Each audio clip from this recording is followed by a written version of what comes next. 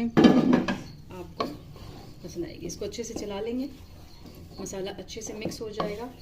तो अब हम क्या करेंगे, आलू अलग से बॉईल करके हम इसमें डालेंगे, इसके साथ नहीं डालेंगे। अब देखिए हम इसमें जो है बॉईल किए हुए आलू डाल देंगे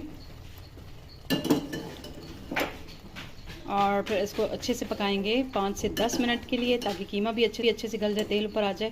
तो फिर हम इसे भुनेंगे। तो देखिए इस तरह से